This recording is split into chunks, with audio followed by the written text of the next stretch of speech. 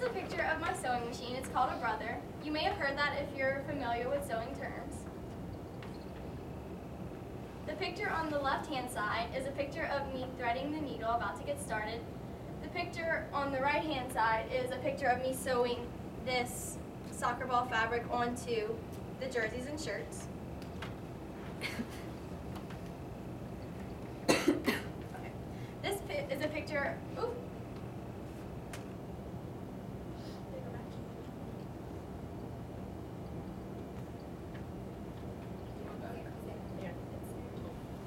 Oh God.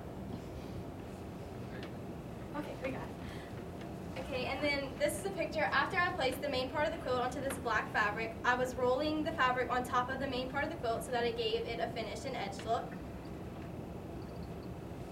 Right here, I am pinning the black part into place so that when I went back over with it with my hand, I sewed so that it would be straight and went. This is a picture of me actually doing the quilting part of the project. When you take a specific object and you go around by hand and you make it so it pops more than the rest of the objects on the fabric. Throughout my project, time and experience were huge elements.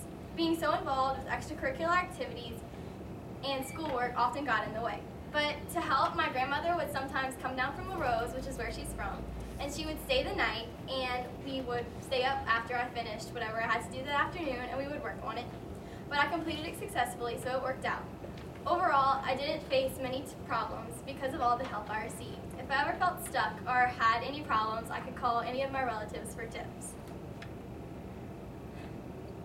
Throughout my project, I learned many new sewing techniques. I learned that every cut, hem, and crease have an effect on the finished product. I also learned the importance of pinning straight. It was interesting to learn that because as I continued to work on the quilt, I learned that pinning straight was the most vital step, because if I didn't pin it straight, none of these patches would have lined up and nothing would have came out right. Measure twice and cut once is our family motto. Throughout my project, I got to spend quality and priceless time with my grandmothers, including my 101-year-old great-grandmother, and this is a picture of her. She is showing me how to do the quilting part of which I talked about earlier. When it comes to quilting, she definitely knows her stuff. Overall, I learned many new things about myself. I learned that I work too fast for sewing. Sewing is a task that takes time and patience to get it right.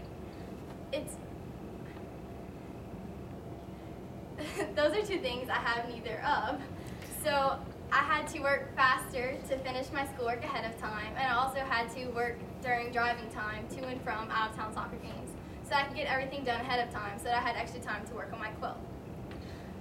Overall, it was a great learning experience, and I'm very happy with my project because it's not going to be something that I'm just going to put in a box or keep on a shelf. It's going to be something that I'm going to be able to keep forever as a great memory. Thank you.